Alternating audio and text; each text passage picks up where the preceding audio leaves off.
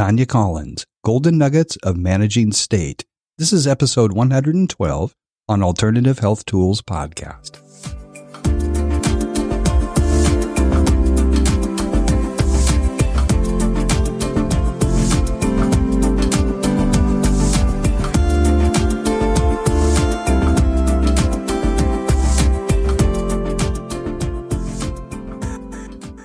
Welcome to Alternative Health Tools.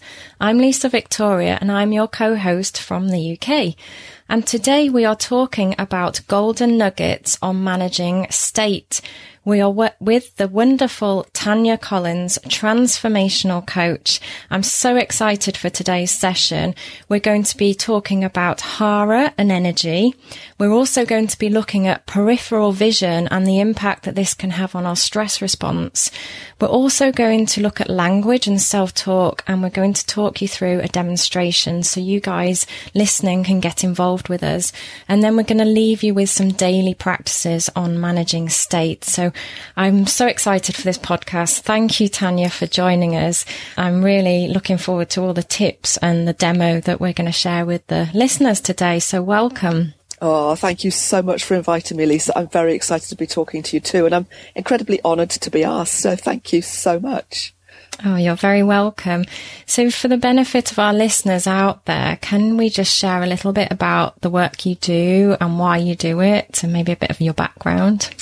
Yeah, I'm a transformational coach, as you mentioned. And what does that mean? It means that I do generative coaching, but I also help people change from the inside out in order to get congruent, lasting change with dealing with the issues that they come to see me about.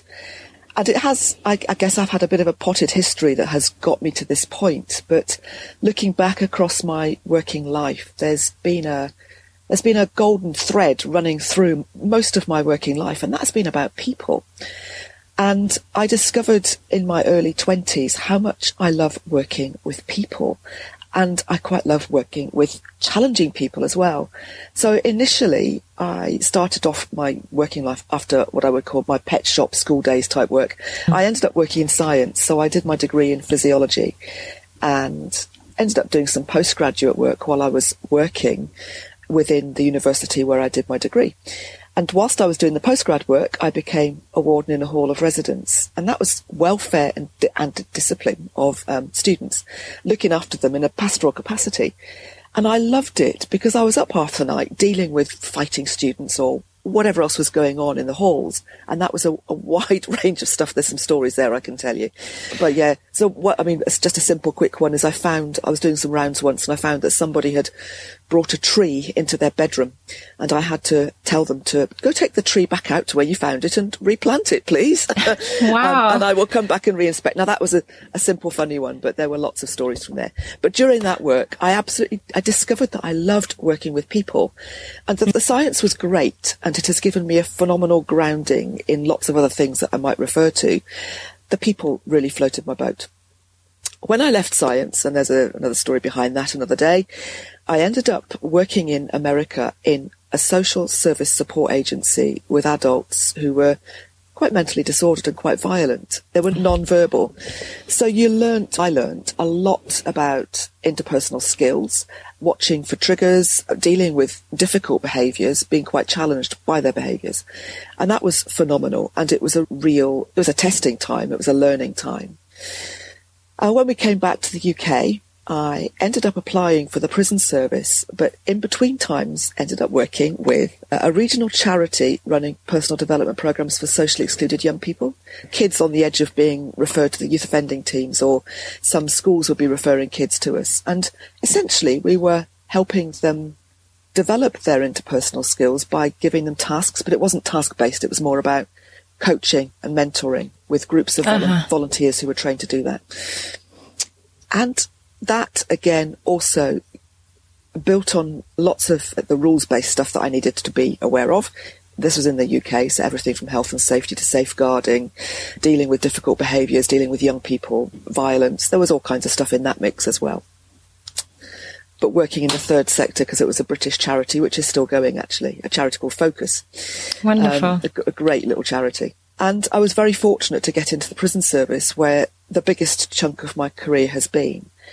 And when we talk about challenging people and difficult people, it was operational work that I was involved in. So that work, I was on a fast track scheme, but to be blunt, I wasn't very fast. I bombed some of my boards, but it was the best thing that could have happened to me because it gave me additional time in different ranks that I otherwise wouldn't have experienced. And it gave me such a good grounding in terms of managing people, supporting people, managing difficult behaviours, and also learning and re-embedding the stuff that I got from the social service support agency in the States. So combining the two and bringing them together. And what I'm hearing from this is that all that challenge and those difficult behaviours you're thriving upon, and you're bringing them all together now from working with the prison service, the charities, the wonderful work you did in America, and it's all kind of forming into this kind of wonderful toolbox that you've now got to help other people. If you think about a lot of what we do with coaching or working with people, it's about building rapport. And if you cannot build rapport with the person that you're sitting in front of, you will never, ever engage their conscious or their unconscious in order to be able to do any work. So with rapport, you gain permissions. You always have to reinforce your permissions and check that everything's okay that you're doing. But it's about building trust. And if you're not building trust and not building rapport, then you don't have a client. And you need that honesty. So when you are learning through experience, that rapport building, if you're sat in front of a violent prisoner who could quite easily turn on you and smack you in the face, and I've had many situations like that, where you're dealing with very angry people who are known to be very violent and very dangerous, you grow your interpersonal skills and you cut your teeth very quickly. So now coaching still has its challenges, but I draw on all of that stuff, all of it, when I come in to sit with a person, and particularly an upset person as well. So I worked, when I was in prisons, as a senior manager in prisons, you were required to case manage some of the more tricky, risky individuals in prison who were either self-harming or actively suicidal within a case management system where you had other professionals within that team, but you were case managing it. And you're making the risk decisions collectively, but as you had the responsibility. So you're quite often sat in front of people who are actively suicidal and actively attempting all the time, or dealing with huge amounts of emotion from people who can externalize that very quickly.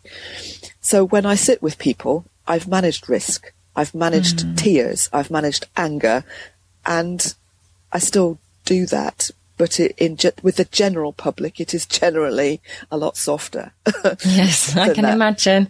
And having been in those situations, gosh, I take my hat off to you, really, because that sounds quite a scary place to be for me. But it sounds like you were thriving on helping those individuals, which is an amazing service that you offered to those people. And like you say, being able to transfer those skills into working with your client base now is huge, isn't it? It is massive. And at the time, I have to say, it was a job. And there are thousands of phenomenally dedicated people working in the criminal justice system who do a difficult job daily. I just want to hats off to them, because every day that we didn't have a serious injury or somebody didn't get hurt, that was a victory.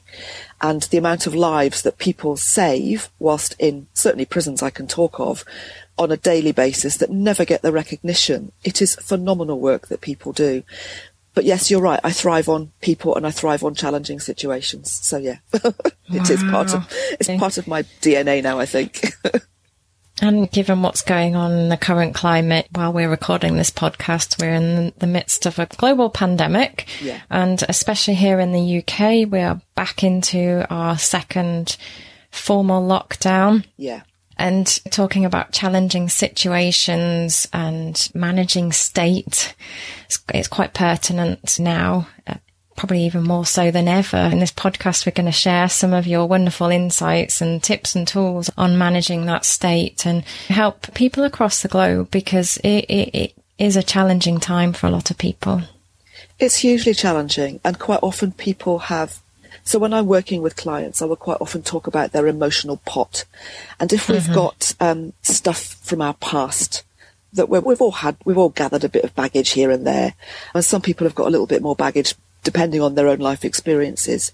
If that pot is already quite full, going into something like a lockdown, which brings some very unique and different triggers that none of us have experienced before, that press buttons on different levels for different people, whether that's about the virus, whether that's about something they believe is happening in the world, or whether it's just dealing with day-to-day stresses that are very different now because of having to be at home, or having to look after children, or having to be separated from loved ones. There's a whole heap of stress that people are dealing with. So when their pot was already full, people are tipping over the edge, which is why we do now have an increased rate of depression.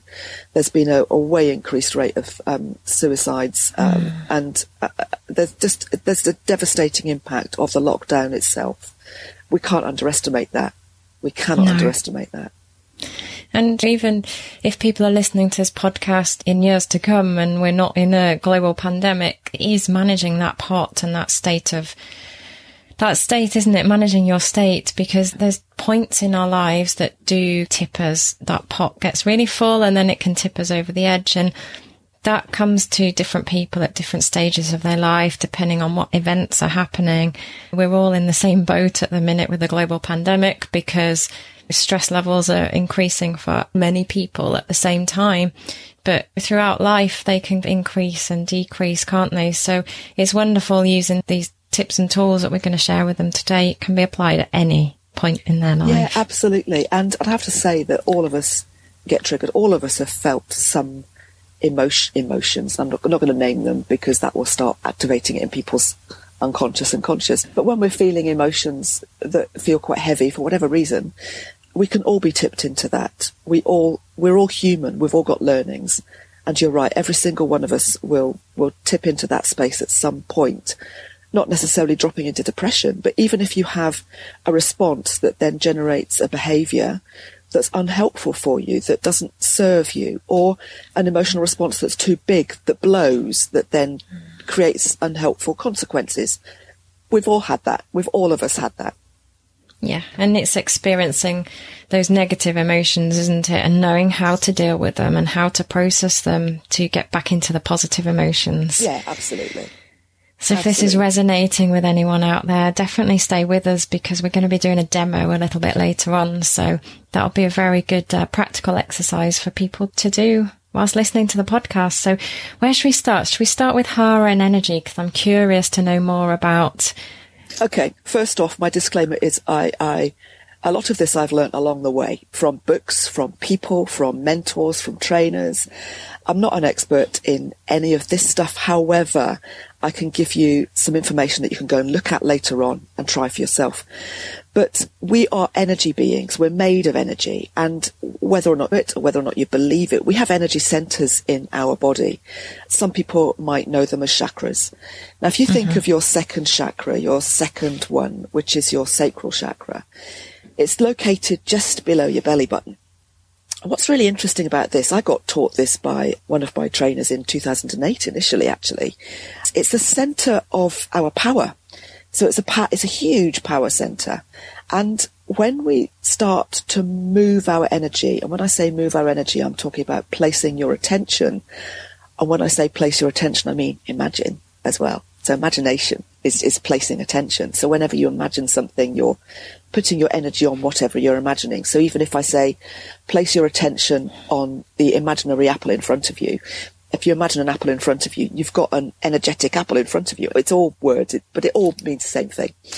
That's wonderful. An energetic apple. I can see it in my mind's eye. And it's all about that imagination, isn't it? Yeah. And I don't know where that popped out, but there we go. That's me in flow. I love it. So are we going to harra, second chakra now? Is that where we're placing our energy? Well, let me just show you something.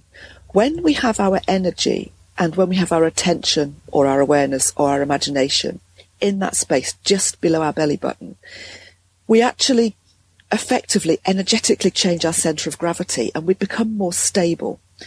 So if someone is standing up and they have their energy in a scattered way but not focused in that point, you can quite easily push them over. Wow. But if you have your energy in that space and actually really concentrate on putting your attention, your awareness and your imagination in that space, you actually become quite rock solid. So somebody could touch your shoulder and you wouldn't wobble. Yes. But when you put your energy in that space, and I have to say, I'll explain why in a minute, but I think I've got my energy currently in my throat and my chest, and I'll demonstrate this very quickly. When you put your attention into that space to speak, you actually end up speaking, and other people perceive it as being more authoritative. So I'm just going to say one sentence. Now I'm going to put my energy, first of all, above my head, so you can just hear the difference. Then I'm going to move it to my throat or to my heart. I'll do my heart. I'll do 3. Head, heart, and harra, so that you can hear the difference. Wonderful. And just so people can try this out for themselves. So if people were to place their attention above their head and make it a little bit scattered. So right now I'm talking, my energy is just above my head. So can you hear that my tone is slightly higher pitched?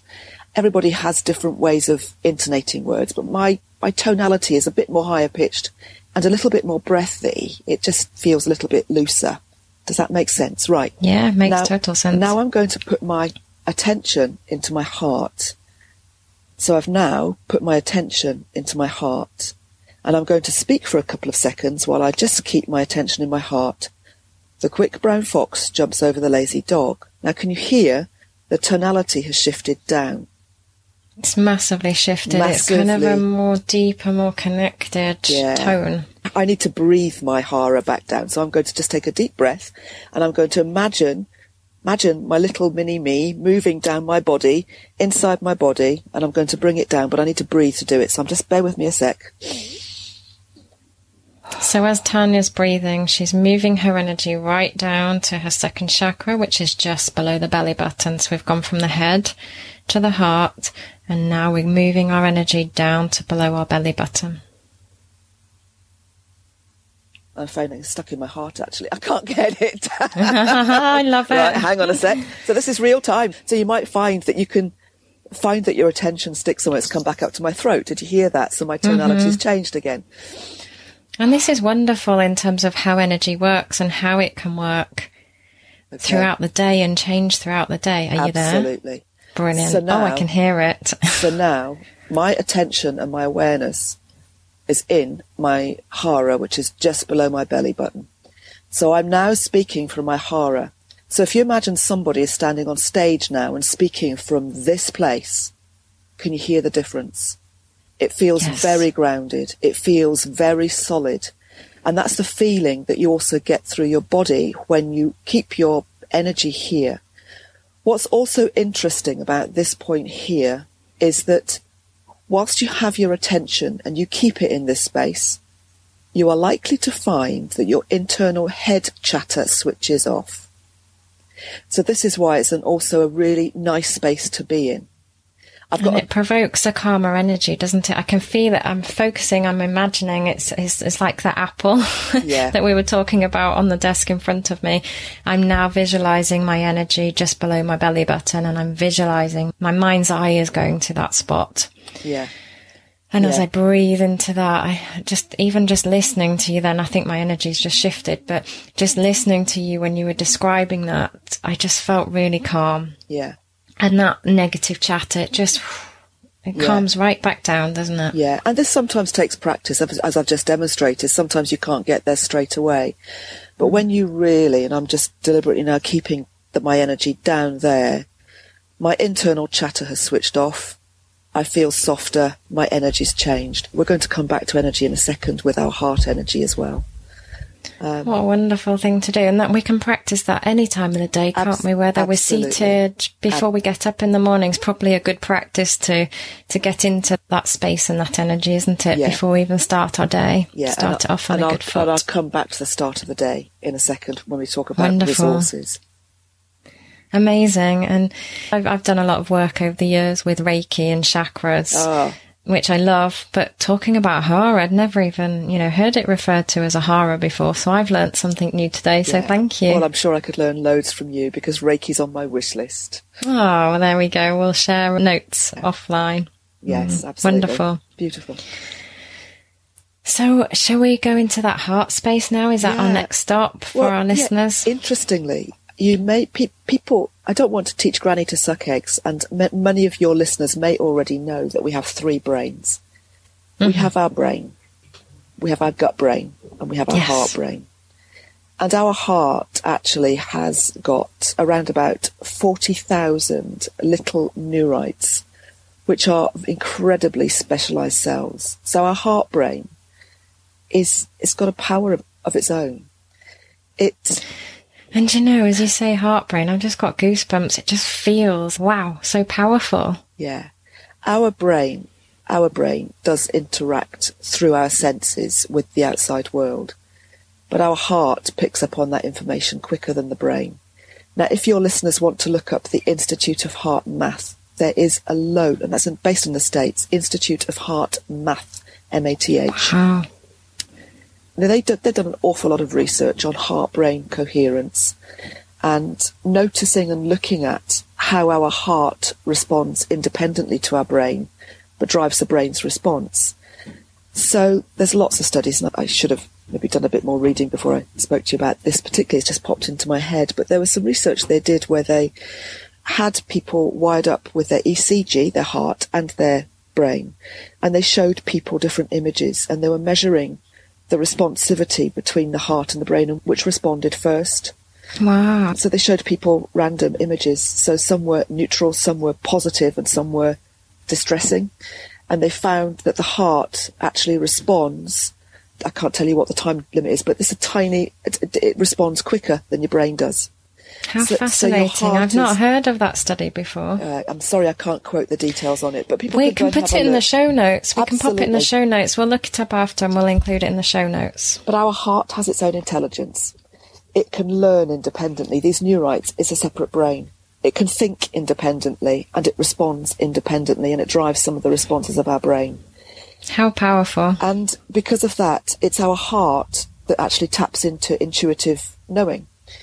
So when we get heart-brain coherence, we can actually start changing our inner physiology, which then changes our responsivity. So when people practice heart-brain coherence more regularly, they can start changing their state more effectively. Now, and you know, just as you're talking, I can feel like excitement. My energy shifted. I'm feeling excited, and I'm almost feeling a little bit emotional. I feel like I've almost got tears in my, but like a happy emotion. So even just talking about this topic, I can feel my energy shifting already. Well, I just wanted to give you that feedback because when we move our attention onto something, our energy shifts, doesn't it? And I'm going to thank you for that, because you've actually given me a little lead in. So remind me of that point when we start talking about language.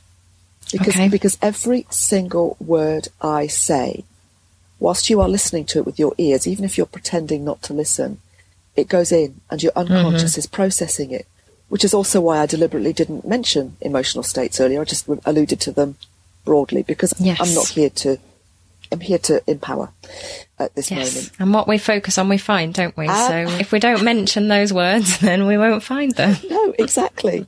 And actually we'll come to this with the language. So it's not surprising that you're picking up, and this also touches on energy, because we have an energetic field. Before I talk about the energetic field, I'll go back to the coherence breathing. Now, there's a really good chap, and some of your listeners may have heard of him, called Greg Braden, who works independently but also does joint work with Dr. Joe Dispenza and Dr. Bruce Lipton. You may or may not. I love Joe Dispenza. Phenomenal. Amazing. But Greg Braden does an awful lot of research and teaching, and he's got some beautiful videos about coherence breathing. But coherence breathing essentially is, we first of all want to bring our awareness to our heart center. So you can either do that using your imagination, or you can just touch your heart by putting your palm over your heart, or just touching it with your fingertips. But basically, when you touch a part of your body, you bring your attention and your awareness there. So when you've got your awareness there, people can then start breathing more slowly. So just deepening the breath, for 5 seconds in and 5 seconds out. And as you actually slow breathe, you're telling your body that you're safe. Because when you're not safe, you don't breathe slowly, do you? So your body has a... I know, and it's very high. It's almost in the throat area rather than into your heart and your kind of belly area, isn't it? It's shallow breathing rather than that deep heart breathing. So heart breathing and belly breathing, absolutely. And again, there are lots of wonderful people out there who teach about breathing. Wim Hof. That's a whole different podcast in itself, isn't it? Wim Hof is one of them. So slow breathing will tell your body that you're safe. You'll start to reduce your stress hormones. So the minute you start slow breathing and deliberately doing that, your body listens. Once you've got your slow breathing a rhythm, then actually to bring in feelings of gratitude, care, compassion, or appreciation. So to do this, you can think of a time when you were grateful or something that you are grateful for now. And we've all got something we can be grateful for. It doesn't have to be big, does it? It could be that we just woke up this morning. That's enough to be grateful for, isn't it? That we've got another day on this planet Earth to speak to our friends and loved ones. And if people are struggling, look to the simple things. Look to the simple things and really think into those simple things. Do you know what? I've got porridge. I love porridge. I really love that I've got porridge, and I'm really grateful that I can have my choice of breakfast some mornings and just savouring the flavour.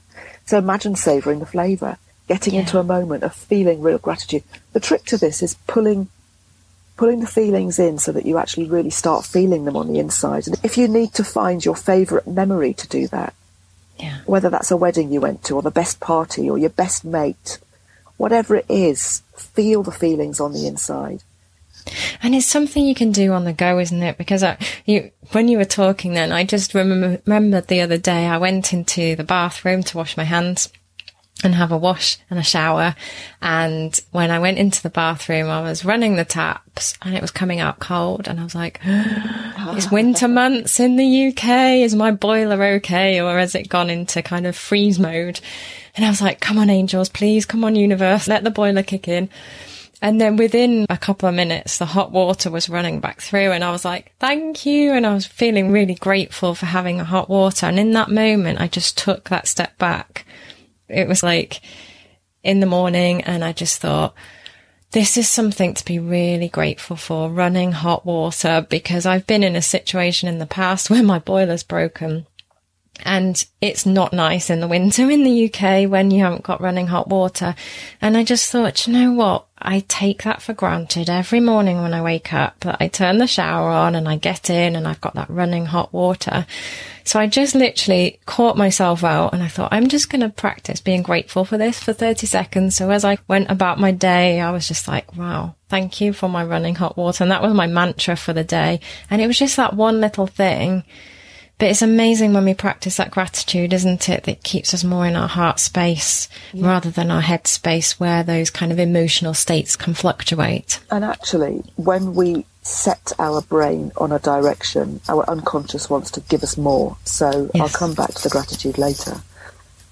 So feeling the feelings, and when you bring the feelings into your heart space, your slow breathing, you actually start bringing your heart and brain into coherence, and during that space it's a very good time to do affirmations or to set positive intentions or to imagine what you want your life to be like and bring in the feelings of that, but also imagine like it's already done.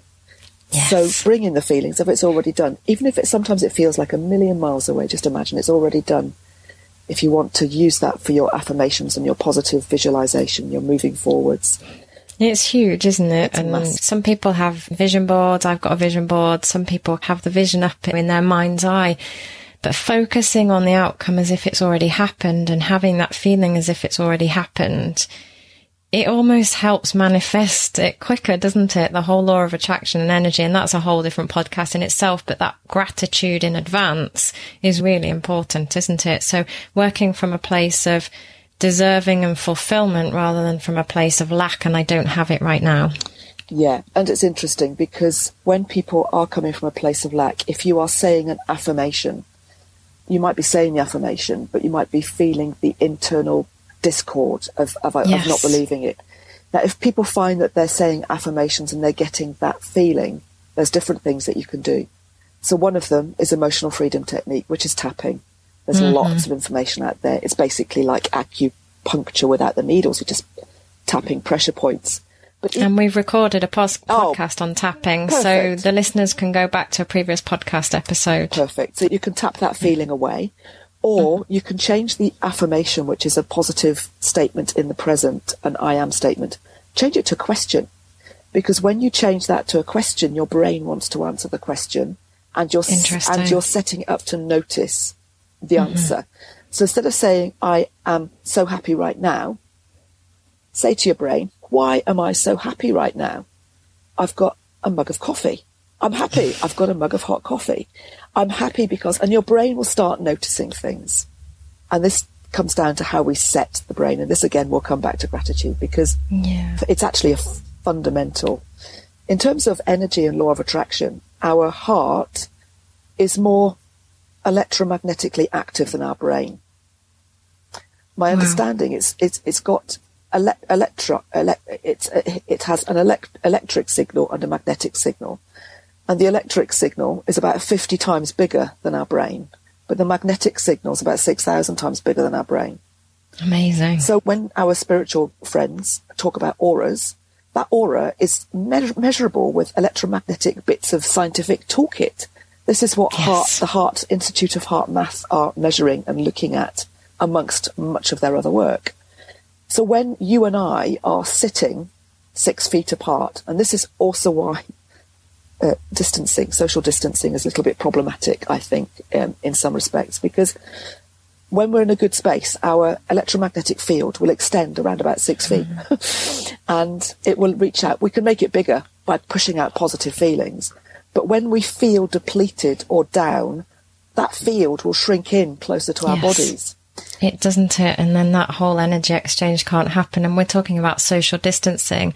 One of the things we talked about as a team on this podcast was it should be, rather than social distancing, it should be physical distancing, because we don't want to socially distance ourselves for the exact reason that you're saying there, because the energy fields then can't expand and connect, and we can't connect with other human beings. And the whole ability to hug another human being, they say the health benefits of hugging are amazing. Huge.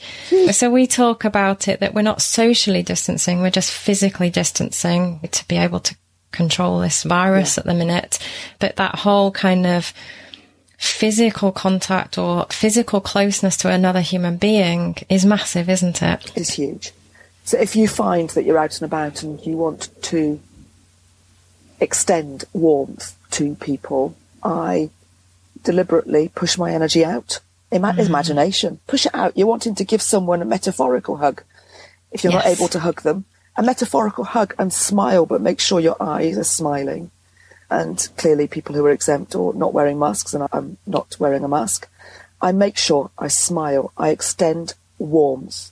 Because at the moment, people are feeling really depleted. And our energetic contact is as important as our physical contact.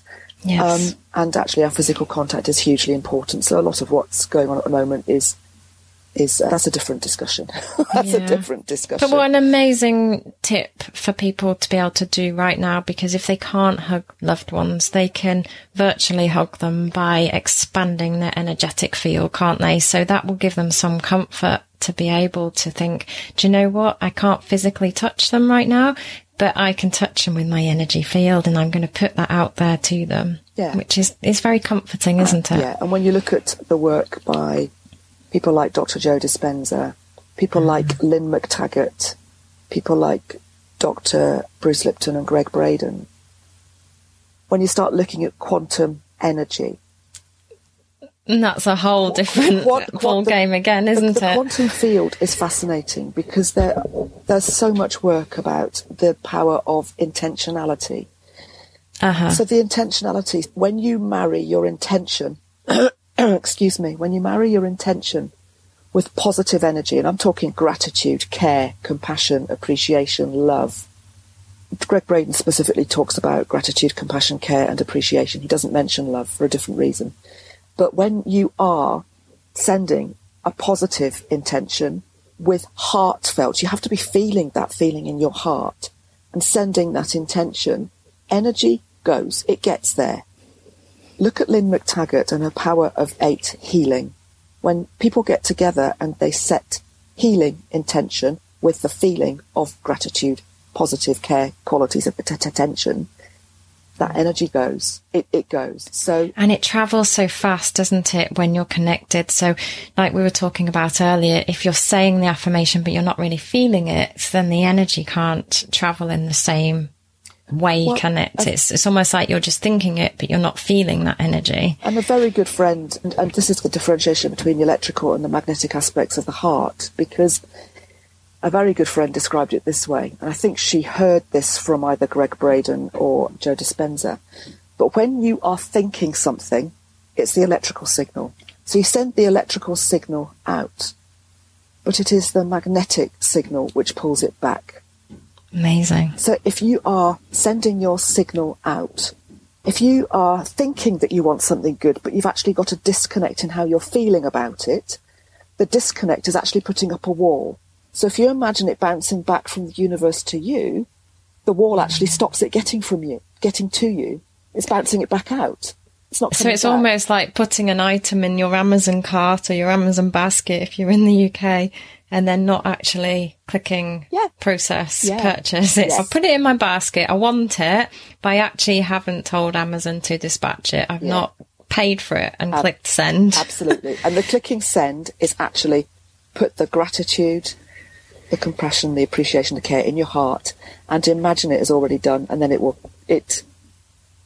I've had plenty of experiences of my own, and I know plenty of people who do. And it's about understanding the consistency of that in terms of law of attraction stuff, and there's a lot of energy stuff that goes with that. It's huge, isn't it? It's massive. Yeah. It is massive. And there's lots of other podcasts that we've done in the past on energy and things. Yeah, but this is fascinating stuff, Tanya. Thank you so much for sharing. And we're not even finished yet. Goodness, I'm sorry. No apologies. It's wonderful. I get talking. It's amazing. Super. And I'm sure our listeners are getting so much out of it. I'm really looking forward to reading the Institute. Was it the Institute of Math? It is the Institute of Heart Math. Heart Math. We'll pop that in the show notes. Yeah, they've got lots of interesting stuff. They've even got bits of kit that can help you to teach you to get into heart coherence. But heart coherence is touch your heart center, slow breathing, feeling gratitude. Amazing. Yeah. Wow. So we've touched on harra and energy. So should we talk about peripheral vision? Because I'm really curious to understand what you've got to say about peripheral vision and how that impacts on our stress levels. It's a fairly simple take home, actually. If you think when people are stressed, generally they are zoning in at an unconscious level very quickly to the perceived threat, whatever that might be. And when people's stress levels raise, they are likely to feel the increased heart rate, increased breathing.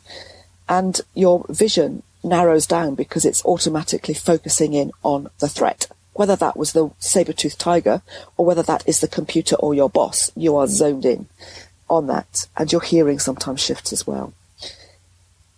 When we talk about our body is set up to recognize different states within it. So it becomes this feedback loop. When we feel something, we think something, our body can get kicked off to feeling it, and our body, when it's feeling it, will feed back to the brain that you're feeling it. So it becomes this loop. So when we break this loop in any way, we can start to reset our body. So one simple tip is to, when you're looking ahead, just deliberately relax and just defocus your eyes.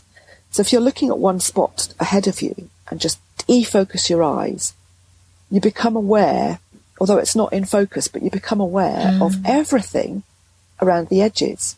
Now, people who are in stress are not holding that wider vision.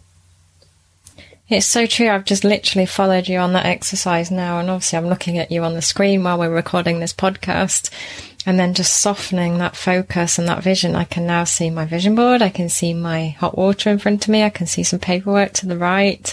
I can see a lot that's going on around me, which I perhaps wasn't focusing on before. So it has softened up my view. And when you start changing your body's situation, your brain goes, oh, so I can't be feeling that stressed then, eh? And also, I've just done it here, and I've just noticed my energy's dropped from my head back down into my heart, actually. Now, whether you're your listeners get that sensation. I don't know, it might depend on where their state is at. But and you know what? We'd love to hear their feedback, because we've got this wonderful tool now. If they go on to alternativehealthtools.com, then if they look for the episode number, there's a little microphone. And on the microphone, they can actually leave a voice note. Ah, lovely. So it'll be wonderful if anybody out there is following any of these exercises. We'd love to hear your feedback. So go to the website, click on this episode number, and then click on that little blue microphone and leave us a voice note. We'd love to hear from you. Oh, that's really cool. That's really cool. It might be because I do this daily with my work, and I'm just so used to just dropping into a relaxed space to work with my clients. So it could just be me. But yes, certainly when you widen your vision, your body goes, okay, so I'm not stressed. And your body cortisol levels will drop. Your serotonin will start to rise. The other thing that you can do is get some saliva on the tip of your tongue. When we're under stress, our blood will move from our guts to our periphery, ready to fight or flight. That's the fight-flight response. So our guts dry up. So if you keep some saliva in your mouth, it's also breaking that pattern a little bit. Amazing. So that's a really good top tip, isn't it? Just a small one, but again, I was told that by a lovely woman many years ago. But it's part of that breaking the pattern. Fool the body into that you're not stressed. Fool it. You can do it, because it breaks the pattern. It's something we call a pattern interrupt, but it also breaks that muscle memory thing. So when we're doing things with our body that our body's not quite expecting, it breaks the pattern. Wow. Amazing. So we're talking about peripheral vision, and we were talking earlier about language, weren't we? And about how that can impact our thoughts and our feelings and that emotional state. So when we talk about language and self-talk, what sort of tips would you give to our listeners on that area that they could focus on right now to support with whatever they've got going on in their lives, where they feel like, do you know what, I could do with a little bit of a boost right now? Yeah, we've alluded to it already, that language impacts how we think and how we feel, and ultimately our behaviours. And that was the basis of the development of neuro-linguistic programming by Bandler and Grinder. But words have very individual meanings for individuals. So if I say the word cat, for example, you might have a very different picture of a cat inside your head than I do. I'm going to give a different example. If I said the word steak, yes. Now, some people are meat eaters, and I might even be able to get them to salivate when they think of steak, because our imagination, coming back to our imagination, our brain cannot perceive the difference between imagination and reality. It sets the same neural networks firing. There might be some subtle differences around the physical sensation of touching something versus imagining touching something, but most of those neural networks are firing up in the same way. It's actually how we learn as children. Yes. We've got something called mirror neurons on the inside that copy. So if a child sees a mum doing something, it watches and it learns and it copies. Yes. And it's why, another fascinating little thing that popped in. I read something a while ago. There was a neuroscientist and a neurophysiologist, neurosurgeon in the States who worked with men and women who were amputees. And he discovered that if somebody had an itch on the back of their phantom hand, because quite often people have phantom sensations, in order to get that itch to stop, the person with the itch could say to somebody else, I would like you to scratch the back of your right hand in the same place that I've got my itch. And as they watched the person scratching their own hand, because their own mirror neurons would be firing, their body would perceive that they were scratching their own itch, and their own itch would go. So that's totally fascinating, isn't it? I'm so sorry, I can't. The power of the mind. No apologies. This is amazing. I'm terrible with names and quoting the people, but if people look that up, I will find the links and I will give them to you. But these things are popping into my head as we're speaking. But language is the same. Language creates pictures, and when we have language that creates pictures, our brain can't distinguish between reality. So what we say to ourselves is really important. So what can happen is we all have self-talk. Most of us have self-talk. And we might find ourselves saying unhelpful things to ourselves occasionally. Oh, flipping heck, I'm so stupid, I shouldn't have done that. Oh, how could I have been, oh, what an idiot. Careless. Yeah. So we're feeding ourselves language the whole time. The first trick is to notice what you're saying to yourself. And notice that our body wants to give us more of what we tell it. Yes. So if we say something negative, our unconscious is going to go, I'm going to give you a bit more of that. So it starts feeding more of it. So if you notice yourself saying something negative, immediately turn it round in your head. So instead of saying, oh, I'm so stupid, you could just say, oh, do you know what? It's happened. It's just happened. It's okay. It's that self-compassion, isn't it? I was talking to a coaching client last night, and I was having this exact same conversation with her, saying, if you're cooking dinner for the children and you drop a plate of food and you're like, oh my gosh, you idiot, what did you drop that for? I've got to cook something else now. And I said, would you say that to your best friend, or would you say, don't worry, it's okay, we'll just sort something else out, we'll just get it cleaned up, it was an accident, you didn't mean to do it? And it's that you talk to yourself as if you were going to talk to your friend. Absolutely. We had that exact conversation last night, because we're our own worst enemies sometimes, aren't we? We beat ourselves up. And if we spoke to our friends like that, we wouldn't have any left, would we? No. Or our neighbours, they'd have all moved out. No, and that's a beautiful way of describing it and illustrating it. So if we think about the things that we have to do to get on and survive, whether that's a small goal, a daily goal, or whether that's a big goal, we can change how we even feel about doing that thing by the language that we use in our head.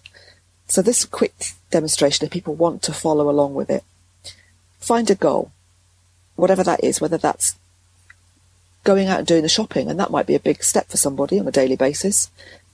So if you've got pen and paper now, write this down, or if you're on the move, just have a mental image of a goal that you want to achieve. Yeah, absolutely. Just get a little goal or a big goal. Repeat the goal on the inside so you know what the goal is. So what I'm going to do is I'm going to read some sentences and leave a bit of a gap. But when I've left the gap, put your goal in the gap. But say the sentence to yourself. And I want you to notice, actually, with each of these sentences, how it feels on the inside, or how you respond to it on the inside, because not everybody feels feelings in the same way. So notice how you respond to it on the inside. So think of your goal, and now think, I shouldn't do my goal. So just think, I shouldn't do my goal. Notice how it feels. I can't do my goal. Notice the difference. Yeah. Okay. I must do my goal. Wow, can I share some of my feedback so far? Absolutely. So those 3 sentences, so for the benefit of our listeners, the feelings that have come through there is deflation, frustration, those kind of feelings that don't serve me. Absolutely, and that's fascinating, isn't it? The next one is I've got to do my goal. Pressure. And who wants to feel pressure? And the next one is similar. I have to do. Yeah. And depending on... Again, it's that pressure. For me, and it's going to be different for our listeners, isn't it? But for me, it's that frustration, that pressure coming through, and the deflation, and that's not a great energy state to be in to achieve my goal. No. I should do my goal. Yes. Yeah. I ought to do my goal. Okay. So now we're going to flip it a bit. I might do my goal. Okay. I might do my goal. Optimism. Yeah. Feeling a bit more like I can do that. Yeah, and the next one is, funnily enough, I can do. Oh, I'm feeling a little bit more energised now. I am able to do. Empowerment. Yeah. I choose to do. Oh, excitement. Yeah.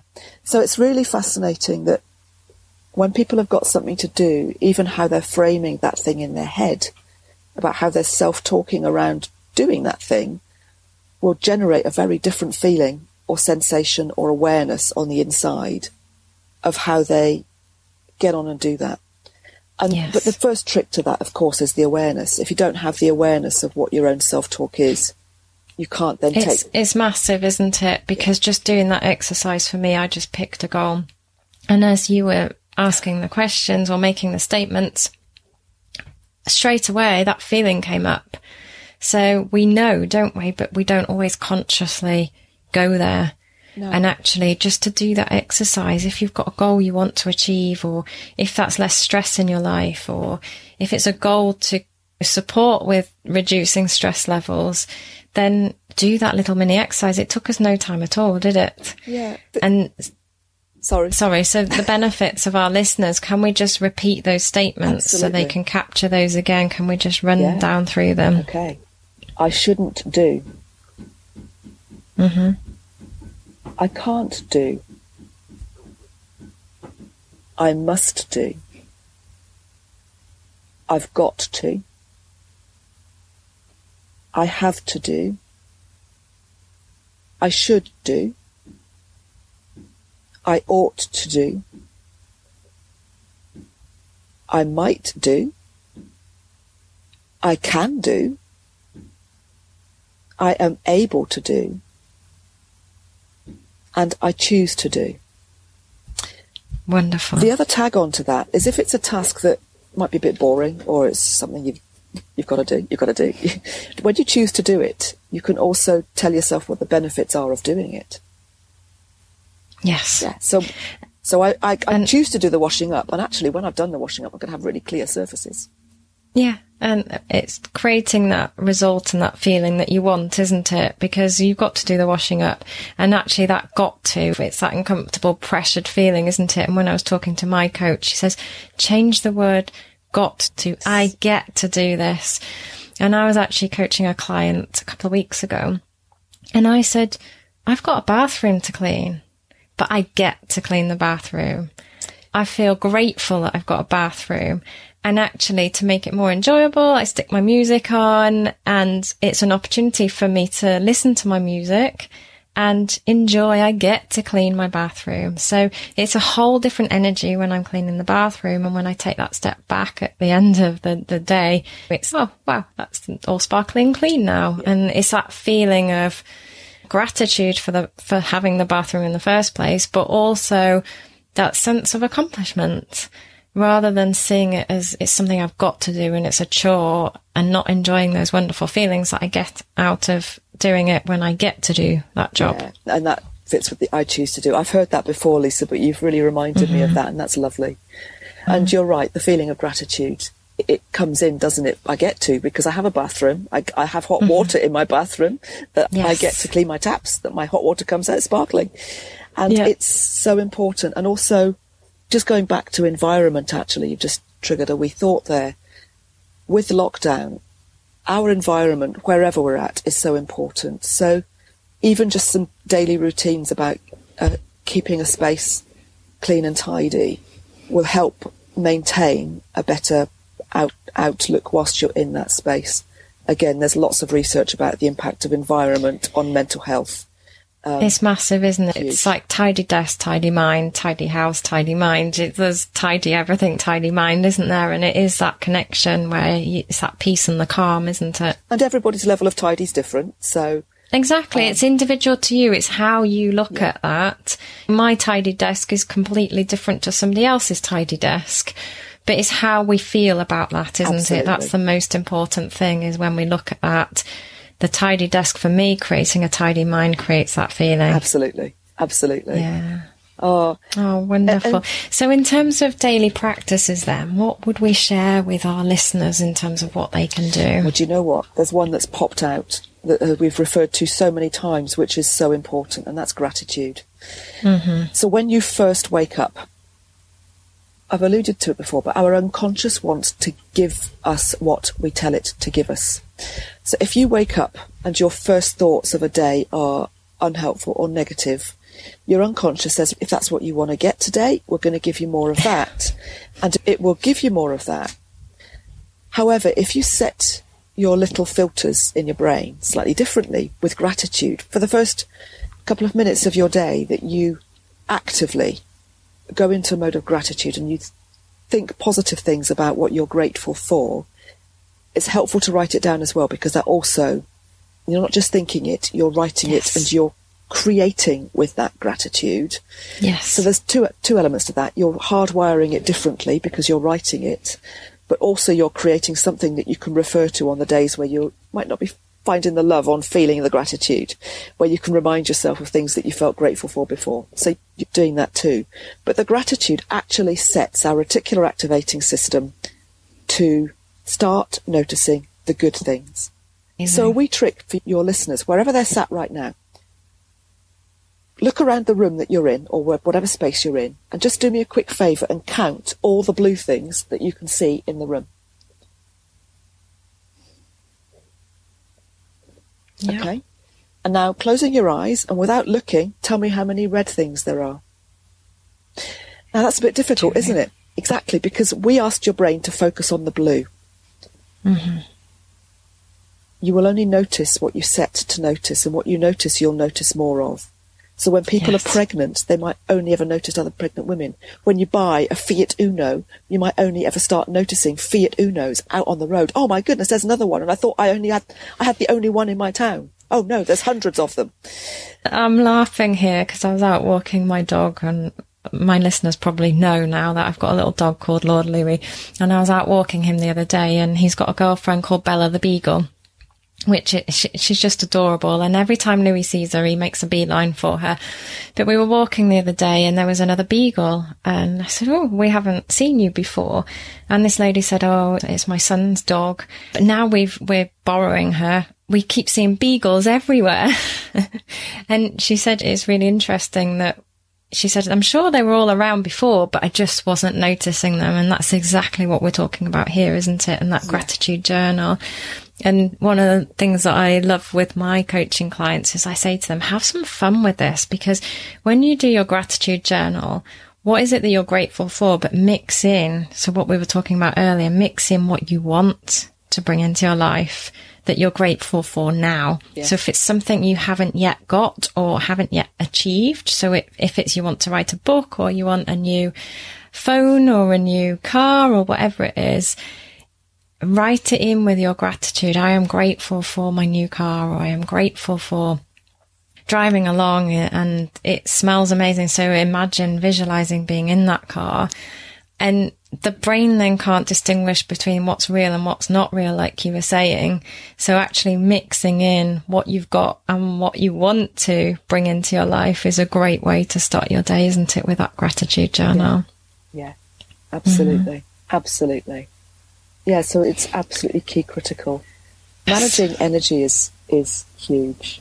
So because of my daily work, I need to recognise when I'm being triggered or when I'm picking up energy from other people. And you can walk into a room, you can influence the energy in a space with your own energy, but occasionally some other people's energy might influence you.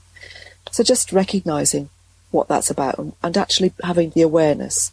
Once you've got the awareness, going back to gratitude, but you can also do things like go back to nature, grounding, you know, literally standing underneath a tree and tapping into natural energy. If you've got green space around you, even if that's the local park, get your feet in the grass. Grounding is so important. And there are different ways of grounding. So there are things like the cross crawl as well. So where you can basically stand in one spot, but then lift your left knee to your right elbow, and then your right knee to your left elbow, left knee to right elbow, right knee to left elbow. And you're starting to re-engage your brain on both sides and get that cross-wiring going again. Brilliant. A great tip. And following on from what you're talking about being in nature, one of my clients lives in the city, so obviously doesn't have access to a lot of open spaces. And one of the things I love using to support with health with the holistic approach is natural essential oils. And there's an oil called black spruce, and it comes from a wonderful tree. And actually, when you diffuse that aromatically, it alters the chemical composition within your body in a very natural way, as if you were in that area. So that's another kind of cheat way of getting your body and your brain to feel like you're out in nature, is that aromatherapy. Wow. So diffusing that is a great way if you can't actually get out in nature as well, which I just think is fascinating. Yeah, and this is pulling into anchors as well. So olfactory anchors are the strongest and best because it's the shortest route to the brain. Yes. Eyes have to go through the visual cortex. Smell hits the brain straight away. And I love that. I've just made a note of that. Black spruce. I'm going to get some. It's a beautiful oil. Wonderful. Yeah. But I guess we probably should caveat that not oils are 100% natural. So just be careful where you're sourcing them from. Absolutely. And also take the advice of a qualified aromatherapist if you want to start really dabbling or mixing with those. Because some of them have synthetics in them and then they don't actually work with us to support that olfactory nerve and then the chemical composition. So be very careful and cautious when choosing your essential oils, or speak to an expert. Yeah, and bearing in mind that not all oils are suitable for all people. So if you're pregnant or breastfeeding so to get some advice, but check it out because it's all good stuff. The other thing is diet. What I find quite amazing is that so many medics are not taught in nutrition. Now, I caveat that I'm not a nutritionist, but I've done a reasonable amount of reading now.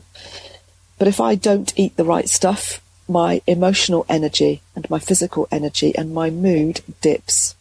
It's huge. And that's exactly what I coach with my clients in a holistic view. And as a qualified nutritionist, I've experienced this. I've worked in doctors' practices, and you're right. Unfortunately, that they're not trained in nutrition, or their training is very limited, and it could have been a number of years ago.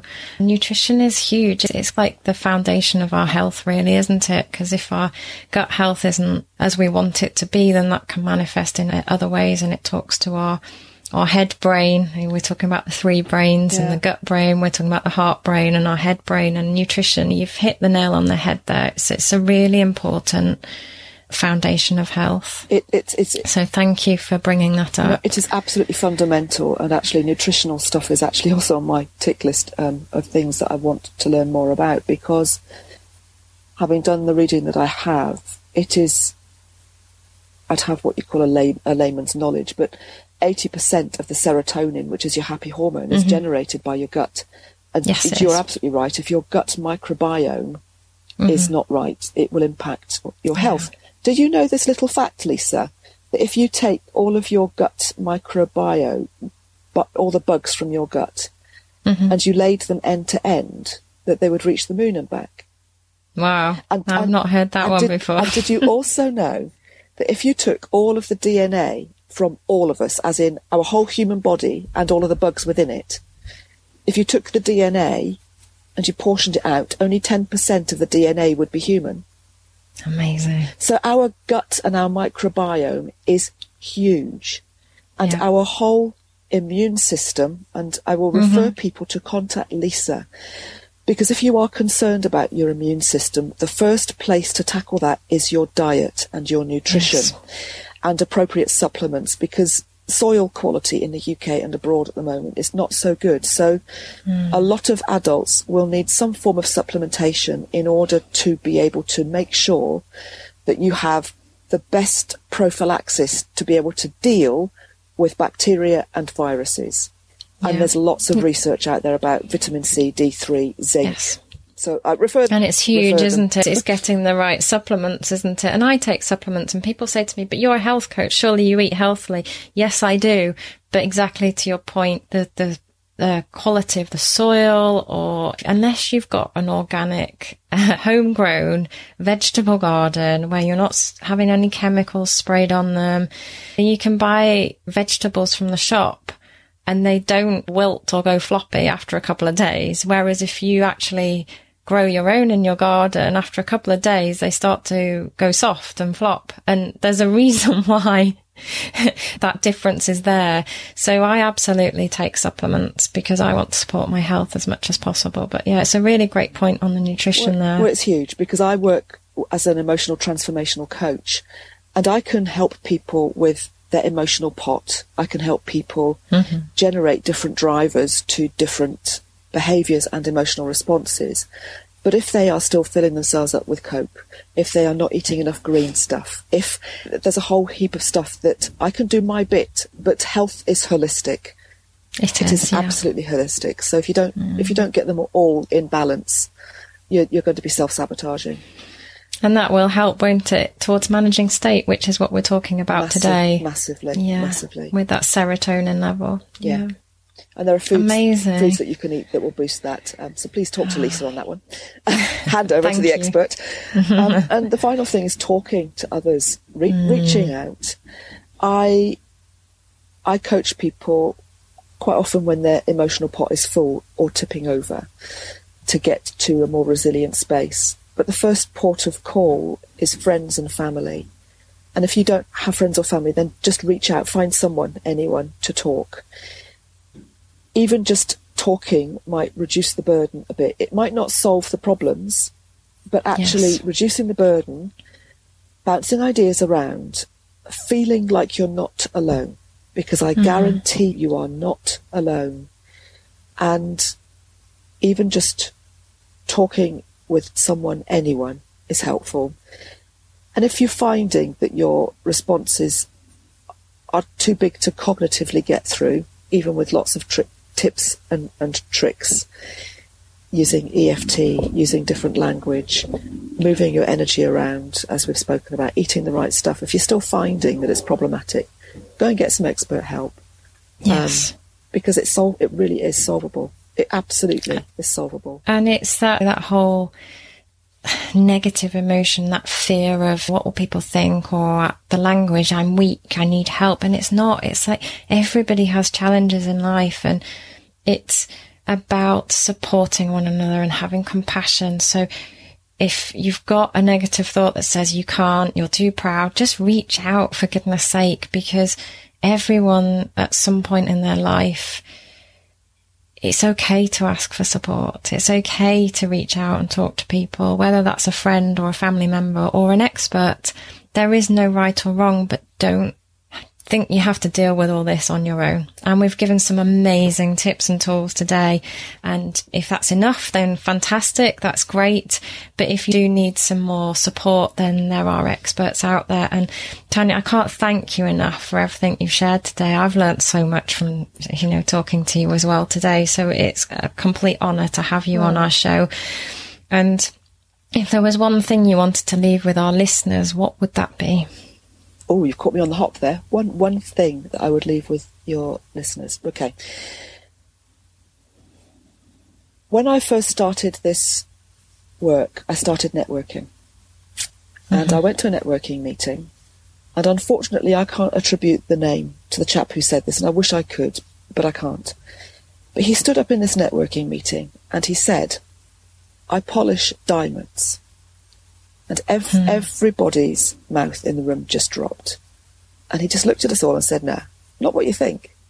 He said, I work with people. I train people. What I would like to reassure the people that are listening is we all have all the resources on the inside that we need. But sometimes life gets a bit cruddy. Sometimes we pick up a little bit of muck. Sometimes we learn patterns from other people that don't help us. Yes. If you've only ever felt happiness for 2 seconds in your life, your body has coded for it. Yes. If you have only ever felt joy for 1 second in your life, your body has coded for it. Now, I know I've worked with hundreds of people to help them find their own resources again and to dissolve the rubbish. But even just knowing that every single one of us is a diamond, if you imagine, if that's not your preferred gemstone, think of a ruby or a tourmaline or a piece of granite, if that's your favourite. However... And my mind's going to those different colours now, which is wonderful. So, you are perfect. We just have patterns, and every pattern is changeable. Yes. And even sometimes hearing that and being told might be enough. And sometimes... The other thing is, sorry, there's 2 points, Lisa. You're fine. This is wonderful. So the first point is to know that you're a diamond. You don't need fixing, but sometimes we just need a little bit of a dust off, and then off we go again. And don't forget, if we want to drive to Aberdeen in the dark, we might not see the whole journey right now. We can see 200 yards in front, and we might be running our sat-nav, which has given us a plan. None of us know. None of us quite know. I might get to Cumbria and decide I want to stay there for a few weeks because I love it so much. I might end up in forgive me, any Coventry people. I might end up in Coventry and decide I don't like it and want to move on. Life is a journey. Yes. Nothing lasts forever, no matter how good or how bad. And even when you're in your depths, know that you're the diamond. Know that it can be polished. You can change. Yes. I've worked with people with Class A drug addictions, with alcohol addictions, with gambling addictions, with suicidal ideation, with self-harm. It is all fixable. And you are a human being. You are and human beings have feelings, and we're supposed to experience these feelings. Yeah. We just want to experience the positive ones more than the negative ones. And that is our job as diamond polishers, help people. Yes.